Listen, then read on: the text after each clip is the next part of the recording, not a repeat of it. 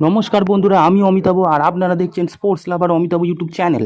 তো গাইস, আজকের এই ভিডিওতে কেকেআর ভার্সেস আরসিবির একটা টান টান উত্তেজনাপূর্ণ ম্যাচের রিভিউ দেবো, যেখানে টসে জিতে আরসিবি আজকে বোলিং করার সিদ্ধান্ত নিয়েছিল আর কেকেআর ব্যাটিং করতে হয়েছিল। তো কেকেআর ভালোই ব্যাটিং করেছিল, ফিল্ড সল্ট 48 করেছিল। নারিন আজকে সেরকম ভালো পারফরমেন্স ব্যাটিংয়ে না করতে পারলো। পরের দিকে শ্রেয়াস আয়ার একটা হাফ সেঞ্চুরি করে এবং পরে রামানদীপ শেষের ওভারে একটা ভালো ইনিংস খেলে কেকেআরকে 222 টার্গেট দেয়। মানে কেকেআর 222 করে, আরসিবিকে 223 টার্গেট দেয়।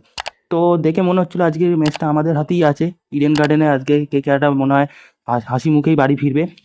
কিন্তু আরসিবি যখন ব্যাটিং করতে নামে, বিরাট কোহলি আউট হয়ে গেছিল, ফ্যাপ আউট হয়ে গেছিল ঠিকই, কিন্তু জ্যাক আর রাজাত পাতিদার যেভাবে মাঠে সেট হয়ে গেছিল, পিচে সেট হয়ে গেছিল, হাফ সেঞ্চুরিও করলো দুজনে মিলে এবং অসম্ভব পেটাচ্ছিল।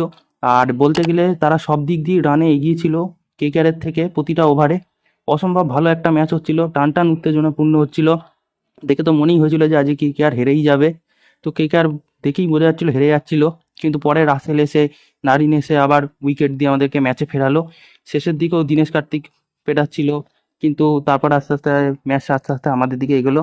পরে মিচেল স্টার্ক লাস্ট ওভারে বোলিং করতে গিয়েও অনেক 6-4 খেয়েছিল, কিন্তু তারপর আস্তে আস্তে ম্যাচ আমাদের দিকেই হলো। আসলে আমাদের ভাগ্য ভালো ছিল, আমরা এই ম্যাচে 1 রানে জিতলাম। তো ফাইনালি আমরা জিতেছি এবং কেকেআর ফ্যানদেরকে মুখে হাসি ফোটাতে পেরেছে কেকেআররা। তো যাই হোক, তো এটাই ছিল আজকের ভিডিও। এরকম আরও ভিডিও পাওয়ার জন্য অবশ্যই আমার চ্যানেলটাকে সাবস্ক্রাইব করে বেল আইকন করে রাখো, অল করে রাখো। দেখা হচ্ছে পরের ভিডিওতে।